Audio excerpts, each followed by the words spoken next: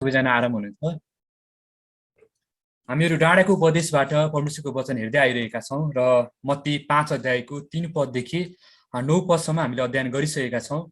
र यस खण्डमा हामी हेर्छौँ भने विशेष गरी दुईटा कुरा प्रभु येशूले चाहिँ बारम्बार दोहोऱ्याउनु भएको छ है।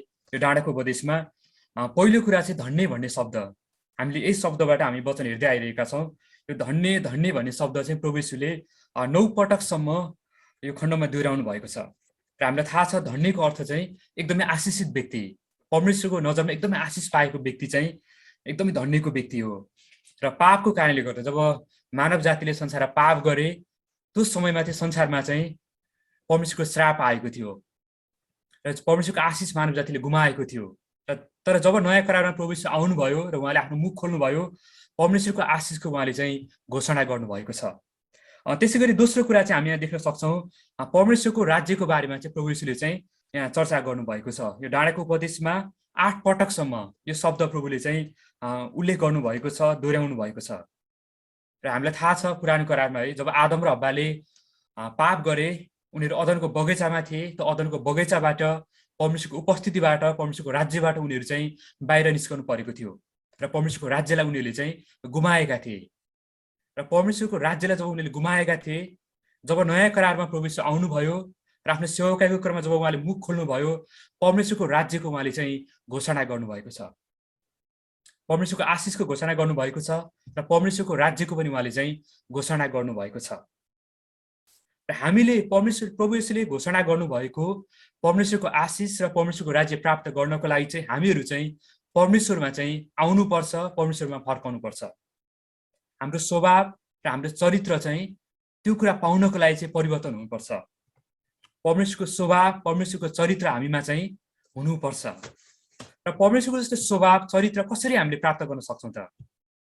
परमेश्वरको जस्तो चरित्र निर्माणको लागि हामीले के गर्नुपर्छ भन्ने कुरा चाहिँ हामीले हेरिसकेका छौँ है। योभन्दा अगाडि हामीले 3 पददेखि 9 पदसम्म चाहिँ हामीले यो कुराहरू चाहिँ हेरिसकेका छौँ। र जब हामीहरू चाहिँ परमेश्वरको स्वभावमा बढ्दै जान्छौँ, जब परमेश्वरको चरित्र हाम्रो जीवनमा जब निर्माण हुँदै जान्छ, जब हामीहरू धार्मिकतामा बढ्दै जान्छौँ, तब समाजले हामीलाई कस्तो व्यवहार गर्छ त? तब संसारले हामीलाई कस्तो व्यवहार गर्छ त? त्यो विषयमा आज हामी चाहिँ अध्ययन गर्नेछौँ। तपाईँ सबैजना मसँग पल्टाउनुहोस् मत्तीको पुस्तक 5 अध्यायको हामी 10 देखि 12 पदलाई हेर्नेछौँ। जब हामीहरू परमेश्वरको धार्मिकतामा बढ्दै जान्छौँ, जब परमेश्वरको चरित्र हामीमा निर्माण हुँदै जान्छ, तब हामीलाई समाजले, संसारले कस्तो व्यवहार गर्छ त? आज हामी हेर्नेछौँ। म पढ्न चाहन्छु।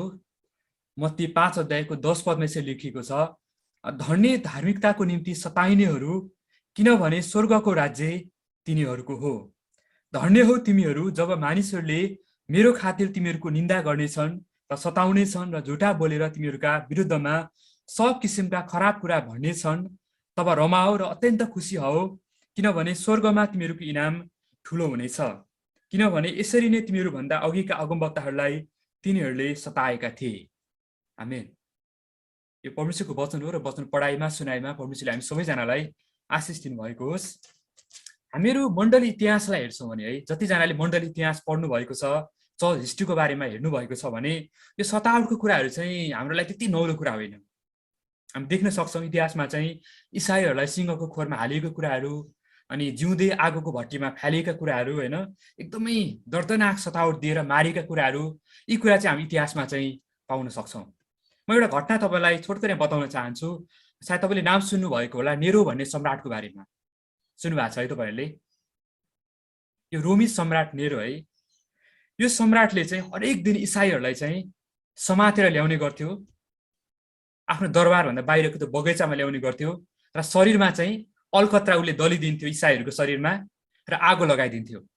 र किन उसले आगो लगाइदिन्थ्यो भन्दाखेरि चाहिँ उसलाई चाहिँ बाहिर बगैँचामा चाहिँ उज्यालो आओस् भनेर, बाहिर उज्यालो आओस् भनेर त्यो उज्यालो बाल्नको लागि हुन्छ नि, बत्ती बाल्नको लागि चाहिँ इसाईहरूलाई चाहिँ शरीरमा अलकत्रा दलेर चाहिँ आगो लगाइदिने काम गर्थ्यो हरेक दिन।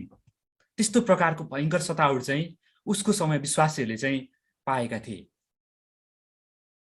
मैले भर्खरै तपाईँलाई बताएको कुरा हामीलाई सोच्नको लागि हुन्छ नि, यो सुन्नको लागि त्यति रमाइलो कुरा होइन।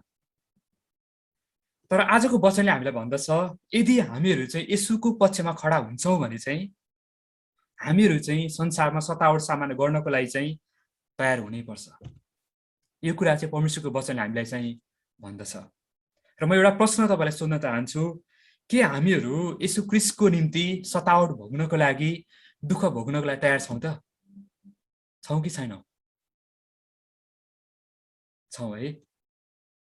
जब हामीहरू परमेश्वरमा बढ्दै जान्छौँ, जब हामीहरू धार्मिकतामा बढ्दै जान्छौँ, तब हामीले संसारमा चाहिँ इनामको सट्टामा चाहिँ सतावट पाउने कुराहरू, कष्ट सामना गर्नुपर्ने कुराहरू चाहिँ येशूले चाहिँ उल्लेख गर्नुभएको छ। संसारमा चाहिँ हरेक विश्वासीहरूले चाहिँ प्रभु येशूको खातिर दुःख चाहिँ भोग्नै पर्छ, सतावट चाहिँ भोग्नै पर्छ। यदि हामीले प्रभुलाई विश्वास गरेका छौँ र पनि हाम्रो जीवनमा कुनै पनि प्रकारको सतावटको सामना हामीले गरेका छैनौँ भने चाहिँ मलाई लाग्छ हाम्रो जीवनमा, हाम्रो विश्वासमा चाहिँ केही न केही कुराको चाहिँ कमी हुनै सक्छ, भएकै हुनसक्छ। किनभने हरेक विश्वासीले चाहिँ येशूको खातिर सतावट चाहिँ भोग्नै पर्छ। यो कुरा चाहिँ बाइबलले हामीलाई चाहिँ बताउँदछ। अझ प्रष्ट रूपमा भन्नुपर्दा चाहिँ सतावटले चाहिँ हामी विश्वासीहरूलाई चाहिँ हामी चाहिँ पक्का विश्वासी हौँ भन्ने कुराको चाहिँ प्रमाणित गर्दछ। र हामी यो खण्डमा हेर्छौँ भने चाहिँ सतावटको बारेमा चाहिँ प्रभु येशूले चाहिँ 5वटा कुराहरू चाहिँ यहाँ उल्लेख गर्नुभएको छ। म 5वटा कुराहरू तपाईँलाई बताउन चाहन्छु। पहिलो कुरा चाहिँ कस्तो किसिमको मानिसहरू चाहिँ सतावटमा पर्छन् त? पहिलो हामी हेर्नेछौँ कस्तो किसिमका मानिसहरू चाहिँ सतावटमा पर्छन् त। र हामी यस खण्डमा हेर्छौँ भने 2 किसिमका मानिसको बारेमा चाहिँ यहाँनिर चाहिँ प्रभुले उल्लेख गर्नुभएको छ। पहिलो मानिस भनेको चाहिँ परमेश्वरको धार्मिकतामा जिउने मानिसहरू चाहिँ सतावटमा पर्छन्। यहाँ तपाईहरु 12 पदमा हेर्नुहोस्, यहाँ 12 पदमा प्रभुले उल्लेख गर्नुभएको छ, जो व्यक्ति चाहिँ धार्मिकतामा जिउँदछ त्यो व्यक्ति चाहिँ सताइनेछ। जो व्यक्ति चाहिँ धार्मिकतामा जिउँछ त्यो व्यक्ति चाहिँ सताइनेछ। धार्मिकतामा जिउनु भनेको के हो त? के हामीले धर्म कर्म गर्नु हो त? पक्कै पनि होइन। हामी धार्मिकतामा जिउनु भनेको धर्म कर्म गर्नु होइन। तपाईले संसारमा हेर्नुहोस्, संसारमा धर्म कर्म गर्ने मान्छे प्रशस्त हामी पाउन सक्छौं र धर्म कर्म गर्ने व्यक्तिलाई त्यति मान्छेले सतावट गर्दैन। धार्मिकतामा जिउनु भनेको चाहिँ परमेश्वरको नजरमा जे कुरा ठिक छ त्यो काम गर्नु चाहिँ धार्मिकता हो। धार्मिकता भनेको चाहिँ परमेश्वरको नजरमा जे ठिक छ त्यो कुरा गर्नु, येशूलाई विश्वास गरेर उहाँको इच्छामा जिउनु चाहिँ धार्मिकता हो। प्रभुको निम्ति जिउनु चाहिँ वास्तवमा धार्मिकता हो।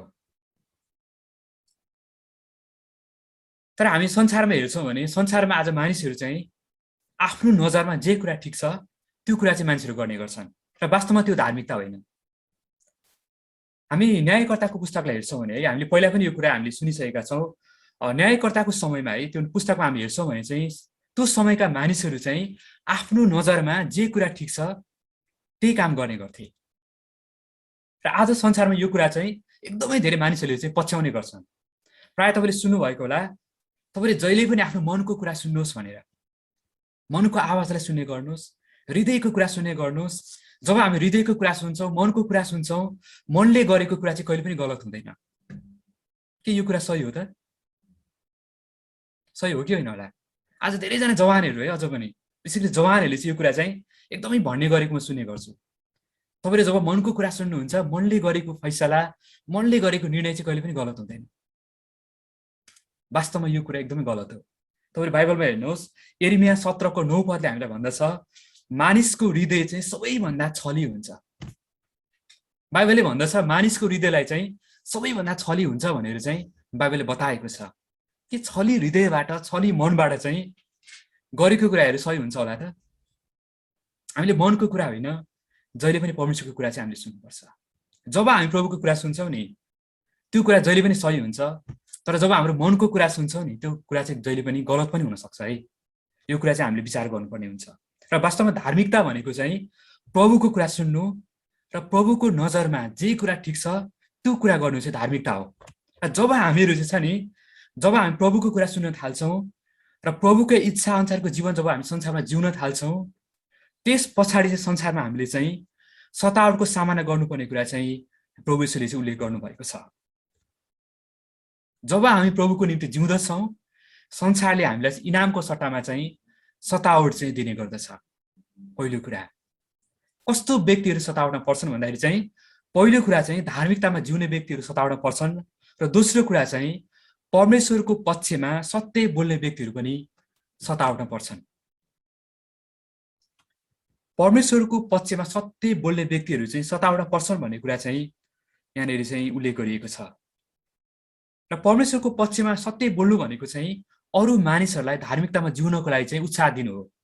परमेश्वरको वचन अरूलाई प्रचार गर्नु, मानिसहरूलाई सुसमाचार प्रचार गर्नु। परमेश्वरको बारेमा जब मानिसलाई बताउन थाल्छौँ नि, त्यस पछाडि मानिसहरूले हामीलाई चाहिँ सतावट गर्न थाल्दछन्, हाम्रो विरुद्धमा उनीहरू चाहिँ खडा हुन थाल्दछन्। र हामी यहाँ हेर्दछौँ भने चाहिँ प्रभु येशूले चाहिँ अगमवक्ताको उदाहरण दिनुभएको छ है। र त्यो अगमवक्ताले पनि जहिले पनि परमेश्वरको पक्षमा भएर चाहिँ बोल्ने काम गरेका थिए, परमेश्वरको वचन मानिसहरूलाई बताउने काम गरेका थिए, परमेश्वरको सन्देश मानिसहरूलाई बताइदिने काम गरेका थिए। र त्यसको बदलामा मानिसहरूले उनीहरूलाई चाहिँ सतावट गर्ने कुरा, मार्ने कुरा चाहिँ गरेका थिए। अगमवक्ता भनेको के हो त म तपाईँलाई बताउन चाहन्छु। अगमवक्ता भनेको चाहिँ परमेश्वरको सन्देश मानिसहरूलाई बताइदिने व्यक्ति चाहिँ अगमवक्ता हो। अगमवक्ता र पुजारीमा चाहिँ के फरक छ है? पुजारी भनेको चाहिँ मानिसको सन्देश, मानिसको कुराहरू चाहिँ प्रभुलाई भनिदिने व्यक्ति चाहिँ पुजारी हो भने अगमवक्ता भनेको चाहिँ परमेश्वरको वचन, प्रभुको सन्देश चाहिँ मानिसहरूलाई बताइदिने व्यक्ति। परमेश्वरले जे भन्नुहुन्छ त्यो कुरा चाहिँ मानिसहरूलाई चाहिँ बताइदिने व्यक्ति चाहिँ अगमवक्ता थिए। र हामी पुरानो करारमा हेर्छौँ भने चाहिँ यी अगमवक्ताहरूले चाहिँ प्रभुको सन्देश मानिसहरूलाई बताउने काम गरेका थिए। र त्यसको बदलामा चाहिँ मानिसले के गरे त? यिनीहरूलाई मार्ने काम, सतावट गर्ने काम चाहिँ यिनीहरूले गरेका छन्। हामी बाइबलमा हेर्छौँ भने धार्मिकताको खातिर सताइने व्यक्तिहरूको बारेमा चाहिँ बाइबलमा उल्लेख गरिएको छ। म तपाईँलाई के उदाहरणहरू दिन चाहन्छु। एकदमै धेरै उदाहरण छ है। र मलाई लाग्छ प्रभुको पक्षमा भएर बोल्ने व्यक्तिहरू चाहिँ सतावट नपाएको व्यक्ति चाहिँ सायद बाइबलमा कोही पनि छैन होला। हरेक व्यक्तिले बाइबलमा सतावट पाएको कुरा चाहिँ हामीहरू चाहिँ देख्न सक्छौँ। तपाईँहरू सुरुको व्यक्ति हाबिललाई तपाईँहरू हेर्नुहोस्। सबभन्दा सुरुमा आदमको छोरा हाबिलले चाहिँ प्रभुलाई विश्वास गरेको थियो, ऊ धार्मिकतामा जिएको थियो, उसले चाहिँ सतावट पाएको छ। उसको आफ्नै भाइले उसलाई चाहिँ मार्ने काम गरेको छ। मूसालाई तपाईँहरू हेर्नुहोस्, मूसालाई चाहिँ फारोले सतावट गरेको थियो। दाउदलाई हामी हेर्छौँ भने चाहिँ राजा साउलले सतावट गरेको कुरा हामी देख्न सक्छौँ। अनि अगमवक्ताको बारेमा हेर्छौँ भने एलिया, एर्मिया, जति पनि अगमवक्ता छ नि, यी सबै अगमवक्ताहरूलाई चाहिँ मानिसहरूले, राजाहरूले सतावट गर्ने काम चाहिँ गरेका थिए, मार्ने काम गरेका थिए।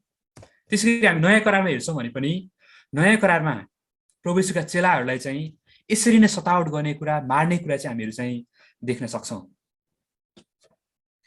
म तपाईँले केही उदाहरण दिन चाहन्छु प्रभु येशूका चेलाहरूको बारेमा। जब्दीको छोरा याकुबलाई चाहिँ टाउको काटेर मारिएको थियो है। त्यसै गरी फिलिप भन्ने प्रभुको चेलालाई चाहिँ झ्यालखानामा हालेको थियो अनि क्रुसमा चढाएर चाहिँ उसको चाहिँ हत्या गरेको थियो। त्यसै गरिकन मत्तियास है, हामीलाई थाहा छ प्रभु येशूको चेला मत्तियासलाई चाहिँ ढुङ्गाले हानेर चाहिँ मारिएको थियो। त्यसै गरी आन्द्रियासलाई चाहिँ क्रुसमा झुन्ड्याएर चाहिँ मारिएको थियो। मर्कुसलाई टुक्रा टुक्रा पारेर, उसको शरीरलाई टुक्रा टुक्रा पारेर काटेर चाहिँ उसको हत्या गरिएको थियो। हामी पत्रुसलाई हेर्छौँ भने पत्रुसलाई चाहिँ उल्टो पारेर, हुन्छ नि जसरी प्रभुलाई क्रुसमा झुन्ड्याएको थियो नि, पत्रुसलाई चाहिँ उल्टो पारेर क्रुसमा झुन्ड्याएर चाहिँ उसको हत्या गरेको थियो।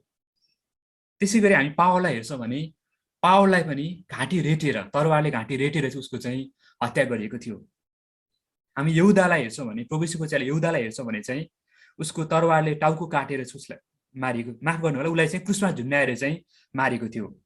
त्यसै गरी बार्थोलोमाईलाई चाहिँ एकदम भयानक पीडा दिएर चाहिँ क्रुसमा झुन्ड्याएको थियो। हामी थोमालाई हेर्छौँ भने थोमालाई भालाले हानेर चाहिँ मारेको थियो। लुकालाई हेर्छौँ भने लुकालाई जैतुनको रुखमा झुन्ड्याएर मारेको थियो। सिमोनलाई हेर्छौँ भने सिमोनलाई पनि क्रुसमा झुन्ड्याएको थियो। बर्नबासलाई पनि मारेको थियो। जति पनि प्रभु येशूका चेला छन् नि, यी सबै चेलाहरूलाई चाहिँ मानिसहरूले चाहिँ मार्ने काम गरेका छन्। किन थाहा छ तपाईँहरूलाई? यी व्यक्तिहरूले चाहिँ प्रभुको काम गरेका थिए, प्रभुको पक्षमा भएर चाहिँ मानिसहरूलाई चाहिँ प्रभुको सन्देश बताउने काम गरेका थिए। यी व्यक्तिहरूलाई चाहिँ मानिसहरूले चाहिँ मार्ने काम गरेका छन्। आज हामीहरू संसारमा चाहिँ धार्मिकताको निम्ति जिउँछौँ भने र परमेश्वरको सत्य कुरा चाहिँ मानिसलाई बताउँछौँ भने चाहिँ यो संसारले हामीलाई चाहिँ कहिले पनि इनाम दिने छैन। यो कहिले पनि हामीले आशा नगरौँ। जब हामी प्रभुको सन्देश मानिसलाई बताउँछौँ, जब हामी एकदमै हुन्छ नि असल जीवन संसारमा जिउन थाल्छौँ, संसारमा कहिले पनि हामीलाई मानिसहरूले चाहिँ इनाम दिने छैन। मानिसहरूले हामीलाई चाहिँ घृणा गर्नेछन्, सताउनेछन्, मार्नेछन् भन्ने कुरा चाहिँ बाइबलमा उल्लेख गरिएको छ र यो कुरा हाम्रो जीवनमा पनि लागू हुनेछ। अब हामी दोस्रो कुरा हेर्नेछौँ, कस्तो खालको सतावट चाहिँ आउनेछ त? यहाँ 10 पदमा हामी हेर्छौँ भने दुई किसिमको सतावटको बारेमा चाहिँ यहाँ उल्लेख गरिएको छ। पहिलो कुरा चाहिँ मौखिक सतावटको बारेमा।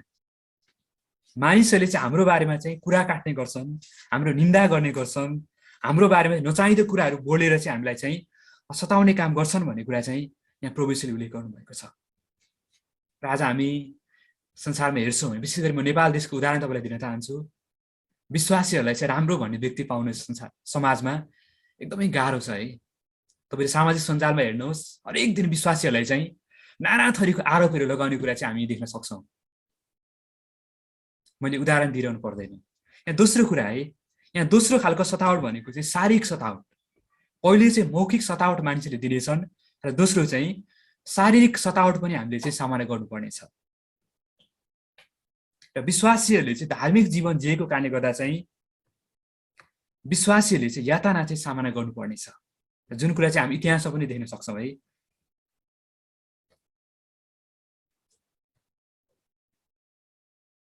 अब हामी हेर्नेछौँ किन हामीले सतावटको सामना गर्नुपर्छ त?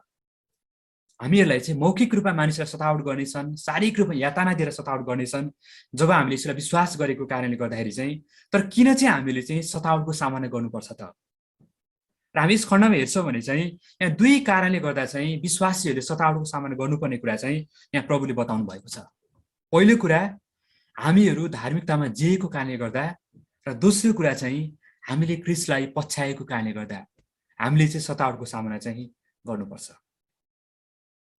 सायद तपाईँले अनुभव गर्नुभएको छ होला, जब हामीहरू संसारमा एकदमै हुन्छ नि लापरवाहीको जीवन जिउँछौँ, जब मनलाग्दो जीवन जिउँछौँ नि, त्यो समयमा हामीलाई सम्झाउने व्यक्तिहरू हुन्छ नि एकदमै थोरै पाउँछौँ, सायद पाउनु पनि एकदमै गाह्रो छ। तर जब हामीहरू एकदमै हुन्छ नि प्रभुलाई विश्वास गरेर जब हामी धार्मिकताको जीवन जिउँछौँ, पवित्रताको जीवन जिउँछौँ, त्यो समयमा चाहिँ हामीले घृणा गर्ने व्यक्तिहरू, हामीलाई सतावट गर्ने व्यक्तिहरू, हाम्रो विरुद्धमा खडा हुने व्यक्तिहरू चाहिँ प्रशस्त पाउन सक्छौँ। यस्तो संसारमा हामी जिरहेका छौँ, यहाँ असत्य कुरा मानिसले प्रचार गर्दाखेरि मानिसले चाहिँ स्याबासी दिन्छ। तपाईँले सामाजिक सञ्जालमा हेर्नुहोस्, युट्युबमा हेर्नुहोस्, जब कुनै एकदमै हुन्छ नराम्रो खालको भिडियोहरू, छाडा भिडियोहरू हुन्छ नि, त्यस्तो प्रकारको भिडियो आएको छ भने एकदमै ट्रेन्डिङमा पर्छ। तपाईँले देख्नुभएको छ होला। तर जब सत्य कुराहरू मानिसले बोल्छ नि, मानिसले हेर्ने सुन्ने कुराहरू चाहिँ एकदमै थोरै पाउन सक्छौँ। यदि त्यो कुरा मानिसले हुन्छ नि बताएको छ भने पनि एकदमै घृणा गर्ने कुराहरू, सतावट गर्ने कुराहरू, त्यसको विरुद्धमा खडा हुने कुराहरू चाहिँ हामीहरू चाहिँ देख्न सक्छौँ। हामी चुरोटको प्रचार गरौँ, रक्सीको प्रचार गरौँ, समाजमा कसैले पनि गाली गर्नेवाला छैन। तर जब हामी यसको प्रचार गर्छौँ, मानिसहरू चाहिँ हाम्रो विरुद्धमा चाहिँ खडा हुन्छ, किनभने यो कुरा चाहिँ प्रभुले हामीलाई बताउनु भएको छ। जब हामीहरू भक्तिसँग जीवन जिउने कोसिस गर्छौँ, जब इच्छा गर्छौँ, हामी सबैजना चाहिँ खेदोमा पर्नेछौँ, सबैजना चाहिँ हामीहरू चाहिँ सतावटमा पर्नेछौँ। तपाईँले दोस्रो तिमोथी 3:12 हेर्नुहोस्, यहाँ भनेको छ क्रिस्ट येशूमा भक्तिसँग जीवन बिताउने इच्छा गर्नेहरू त सबैजना खेदोमा पर्नेछन्। जब हामीहरू धार्मिकताको जीवन जिउँछौँ, जब हामी क्रिस्टलाई पछ्याउँछौँ, तब क्रिस्टलाई पछ्याएको कारणले गर्दा, धार्मिकताको जीवन जिएको कारणले गर्दा चाहिँ संसारमा मानिसले हामीलाई चाहिँ सताउने चाहिँ काम गर्नेछ। अब हामी चौथो कुरा हेर्नेछौँ, जब मानिसले हामी सतावट गर्नेछन्, सतावटमा हाम्रो प्रतिक्रिया चाहिँ कस्तो हुनुपर्छ त? जब हाम्रो जीवनमा सतावट आउँछ तब दुईवटा प्रतिक्रिया जनाऊ भनेर चाहिँ प्रभु येशूले हामीले यहाँ भन्नुभएको छ। पहिलो कुरा प्रभुले भन्नुभएको छ तिमीहरू रमाऊ भनेर प्रभुले भन्नुभएको छ, र दोस्रो कुरा चाहिँ यहाँनिर भन्नुभएको छ अत्यन्त खुसी हौ, तिमीहरू रमाऊ र अत्यन्त खुसी हौ। सायद तपाईँलाई अचम्म लाग्यो होला, जब मानिसले हाम्रो खेदो गरिरहेका हुन्छन्, हाम्रो निन्दा गरिरहेका हुन्छन्, त्यति बेला कसरी हामीहरू खुसी हुन सक्छौँ त? सक्छौँ होला त? जब कोही व्यक्तिले हामीलाई सतावट दिइरहेको छ शारीरिक रूपमा, अनि एकदमै मौखिक रूपमा सतावट दिइरहेको छ, हाम्रो खेदो गरिरहेको छ, हाम्रो विरुद्धमा बोलिरहेको छ, के त्यति बेला हामीहरू खुसी हुन सक्छौँ होला? हामी रमाउन सक्छौँ होला त? यहाँ प्रभुले के भन्न खोज्नु भएको होला त? यहाँ प्रभु येशूले भन्न खोज्नु भएको कुरा चाहिँ मानिसले हामीलाई सताउँदाखेरि, खेदो गर्दाखेरि चाहिँ हाम्रो ध्यान चाहिँ संसारमा नभएर चाहिँ स्वर्गमा प्रभुले दिने इनाममा चाहिँ हाम्रो ध्यान हुनुपर्छ। जब हामीहरू चाहिँ त्यो ध्यान जब हामी स्वर्गमा लगाउँछौँ, प्रभुले दिने इनामलाई जब हाम्रो ध्यान लगाउँछौँ नि, त्यति बेला चाहिँ संसारमा मानिसले दिने सतावट चाहिँ हामीलाई केही जस्तो लाग्दैन। र त्यति बेला जब हामीले मानिसले हुन्छ नि हामीलाई सताउँछन् खेदो गर्छन् त्यति बेला सजिलै हामीले त्यो सतावटको हामीले सामना गर्न सक्छौँ र हामी रमाउन पनि सक्छौँ जब हाम्रो ध्यान चाहिँ स्वर्गमा हामी लगाउनेछौँ प्रभुले दिने इनाममा चाहिँ हामीहरू हाम्रो ध्यान चाहिँ लगाउनेछौँ। म एउटा खण्ड पढ्न चाहन्छु पहिलो पत्रुस 4 अध्यायको म 12 पददेखि पढ्न चाहन्छु। पहिलो पत्रुस 4 अध्यायको 12 पदमा पत्रुसले भनेका छन्,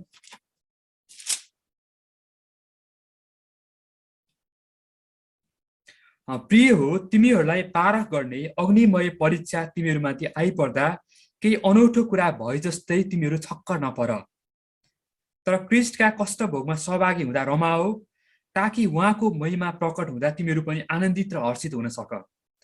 यदि क्रिस्टको नाउँमा तिमीहरू निन्दित भयो भने तिमीहरू धन्यका हो, किनभने महिमाका र परमेश्वरका आत्मा तिमीहरूमाथि रहनुहुन्छ। म 16 पद पनि पढ्न चाहन्छु। तर कसैले क्रिस्चियन भएको कारण दुःख भोग्दछ भने त उसले लाज नमानोस्, तर त्यही नाउँमा उसले परमेश्वरलाई महिमा दियोस्। यानी पत्रुस भन्दछन् हामी क्रिस्चियन भएको कारणले गर्दा, हामीले क्रिस्टलाई विश्वास गरेको कारणले गर्दा चाहिँ कसैले हामीलाई खेदो गर्छ, हाम्रो सतावट गर्छ भने चाहिँ हामीले लाज नमानौँ, हामी दुखी नहौँ, हामी दुखी भएर नबसौँ। तर पत्रुसले भन्दैछ तिमीहरू एकदमै खुसी हौ, किनभने हाम्रो इनाम चाहिँ एकदमै ठुलो हुनेछ। जब एक दिन प्रभु हाम्रो जीवनमा प्रकट हुनुहुनेछ, जब उहाँ आउनुहुनेछ, हाम्रो जीवन हाम्रो निम्ति उहाँले एकदमै ठुलो इनाम चाहिँ साँचेर राख्नु भएको हुनेछ। त्यो कुरालाई जब हामी हेर्छौँ नि, त्यो कुरामा ध्यान लगाउँछौँ नि, संसारमा हाम्रो जीवनमा आउने खेदो सतावट निन्दालाई चाहिँ केही जस्तो हामीले लाग्दैन। जब हाम्रो जीवनमा सतावट आउँछ, जब मानिसले हाम्रो खेदो गर्छन्, घृणा गर्छन्, हाम्रो ध्यान चाहिँ हामीले जहिले पनि यीशु ख्रीष्टमा उहाँले दिन इनाममा चाहिँ हामीले लगाउनुपर्छ। तब संसारमा आउने हरेक प्रकारको सतावटलाई चाहिँ हामीले चाहिँ सामना गर्न सक्छौँ र त्यो अवस्थामा खुसी पनि हुन सक्छौँ र रमाउन पनि सक्दछौँ। र यही कुरा चाहिँ प्रभुले हामीलाई भन्दै हुनुहुन्छ। अब हामी पाँचौँ कुरा हेर्नेछौँ, सतावटको सामना पश्चात कस्तो खालको इनाम पाउनेछौँ त, कस्तो इनामको चाहिँ प्रभुले प्रतिज्ञा गर्नुभएको छ त। यहाँ हामी 12 पदमा हेर्छौँ भने यहाँ प्रभुले भन्नुभएको छ, विशेष गरी हामी बाइबलमा हेर्छौँ भने चाहिँ धन्य हो त्यो मानिस जो धार्मिकताको खातिर चाहिँ सतावटमा पर्न पनि पछि पर्ने छैन। धार्मिकताको खातिर सतावटमा पनि पछि नपर्ने व्यक्ति हुन्छ नि, यसलाई चाहिँ प्रभुले चाहिँ एकदमै धन्यको भन्नुभएको छ, एकदमै आशिषित व्यक्ति भनेर प्रभुले चाहिँ यहाँ भन्नुभएको छ। सुखी व्यक्ति त्यो हो, खुसी व्यक्ति त्यो हो जो चाहिँ सतावट आउँदा पनि हुन्छ नि एकदमै स्थिर रहन सक्छ। त्यो व्यक्तिलाई प्रभुले चाहिँ धन्यको भन्नुभएको छ। जब हाम्रो जीवनमा सतावट आउँछ नि, के कारणले गर्दा चाहिँ हामी प्रभुमा रमाउन सक्छौँ त? म तपाईँले केही कारण बताउन चाहन्छु सुरुमा। जब हाम्रो जीवनमा सतावट आउँछ नि, पहिलो कुरा चाहिँ सतावटले चाहिँ प्रभुसँगको सम्बन्धलाई चाहिँ सुनिश्चित गर्छ। यदि हाम्रो जीवनमा सतावट आएको छ भने चाहिँ हामीले बुझ्नु पर्यो हामी चाहिँ प्रभुसँगको सम्बन्धमा चाहिँ रहेका रहेछौँ।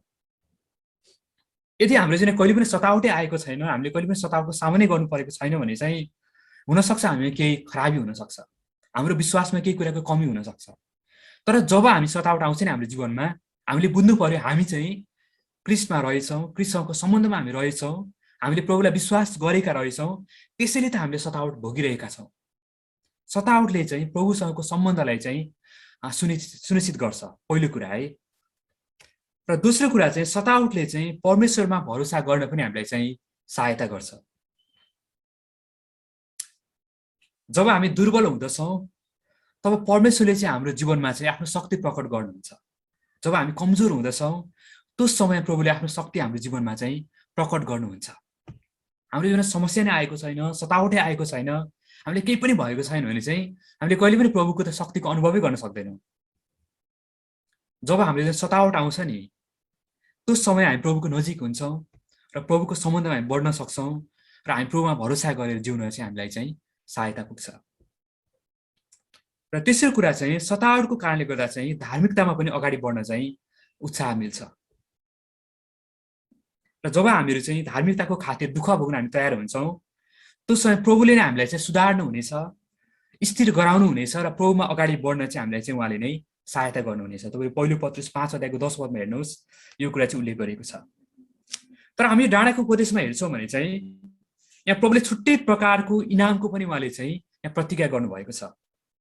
यहाँ प्रभु येशूले चाहिँ सतावटमा पर्नेहरू चाहिँ धार्मिकताको खातिर हुन्छ नि, सतावट झेल्ने व्यक्तिहरूले चाहिँ येशूको नाउँमा हुन्छ नि, जब सतावट पाउँछन् ती व्यक्तिहरूले चाहिँ इनाम पाउने चाहिँ उहाँले चाहिँ प्रतिज्ञा गर्नुभएको छ। म फेरि एकचोटि खण्ड पढ्न चाहन्छु, मत्ती 5 अध्यायको 10, 11 र 12 पद।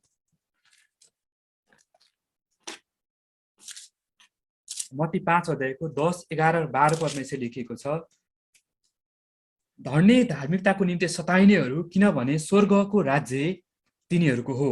धन्य हो तिमीहरू जब मानिसहरूले मेरो खातिर तिमीहरूको निन्दा गर्नेछन् र सताउनेछन् र झुट बोलेर तिमीहरूका विरुद्धमा सब किसिमका खराब कुरा भन्नेछन्, तब रमाओ र अत्यन्त खुसी हो, किनभने स्वर्गमा तिमीहरूको इनाम ठुलो हुनेछ, किनभने यसरी नै तिमीहरूभन्दा अघिका अगमवक्ताहरूलाई तिनीहरूले सताएका थिए।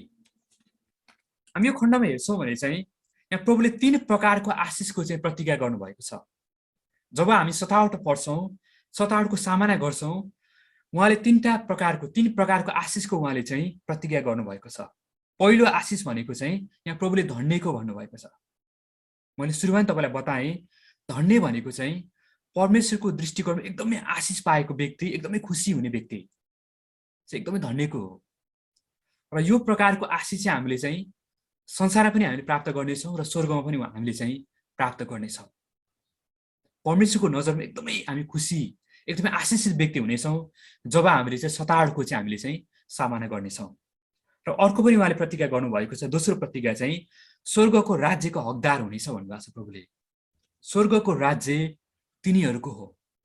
जो व्यक्ति चाहिँ यीशु ख्रीष्टको खातिर सतावटमा पर्छ, त्यो व्यक्ति चाहिँ स्वर्गको राज्यको हकदार हुनेछ भन्नुभएको छ। भनेको मतलब हामीले बुझ्नुपर्ने कुरा चाहिँ येशूलाई विश्वास गर्ने हरेक व्यक्तिहरू चाहिँ सतावट पर्ने रहेछ। यदि हामीले येशूलाई विश्वास गरेर जब हामी धार्मिकताको जीवन जिउँछौँ नि, हरेक व्यक्तिहरूले सतावटको सामना चाहिँ गर्नै पर्छ। जब हामी सतावटको सामना गर्छौँ, यहाँ प्रभुले प्रतिज्ञा गर्दै हुनुहुन्छ स्वर्गको राज्य चाहिँ तिनीहरूको हो भनेर। र तेस्रो प्रतिज्ञा उहाँले गर्नुभएको छ, स्वर्गमा ठुलो इनाम चाहिँ तिमीहरूलाई मिल्नेछ। यहाँ बाइबलमा हरेक विश्वासीले चाहिँ इनाम पाउनेछ भनेर लेखिएको छैन। त्यो व्यक्तिको लागि प्रभुले चाहिँ इनामको कुरा गर्नुभएको छ जसले चाहिँ संसारमा चाहिँ यीशु ख्रीष्टको खातिर चाहिँ सतावट भोगेको छ, सतावटको सामना गर्ने तयार भएको छ। त्यो व्यक्तिलाई प्रभुले चाहिँ स्वर्गमा चाहिँ इनामको पनि प्रतिज्ञा गर्नुभएको छ। मानव हामीले हुन्छ नि संसारमा एकदमै ठुलो घर किन्ने हामीले इच्छा गर्यौँ र हामीले घर पनि किन्यौँ, तर जब हामी त्यो घरमा प्रवेश गर्छौँ नि, घरमा प्रवेश गर्दाखेरि चाहिँ हामीसँग केही पनि सामान भएन भने हामीले कस्तो अनुभव हुन्छ होला? एकदमै ठुलो घर हामीले पाएका छौँ तर घरभित्र केही पनि सामान छैन, घर एकदमै रित्तो छ भने हामीले कस्तो हुन्छ होला? यहाँ प्रभु येशूले भन्नुभएको छ, जब हामी चाहिँ यीशु ख्रीष्टको खातिर सतावट हामी जब सामना गर्छौँ नि, हामीले स्वर्ग राज्य मात्र होइन, यहाँ प्रभुले भन्नुभएको छ नि, म तिमीहरूको निम्ति ठाउँ तयार गर्न गइरहेको छु। उहाँले हाम्रो लागि स्वर्गमा घरहरू तयार गरिनु भएको छ। तर जब हामी स्वर्गमा जान्छौँ नि, घर मात्र होइन, त्यो घरभित्र एकदमै इनाम पनि होस्, अनि कति खुसी लाग्छ होला हामीलाई। र प्रभुले चाहिँ हामीलाई प्रतिज्ञा गर्नुभएको छ। म एउटा खण्ड पढ्न चाहन्छु यहाँहरूको लागि, पहिलो कोरिन्थी 2 अध्यायको 9 पद। पहिलो कोरिन्थी 2 अध्यायको 9 पद पठाउनुहोस् त।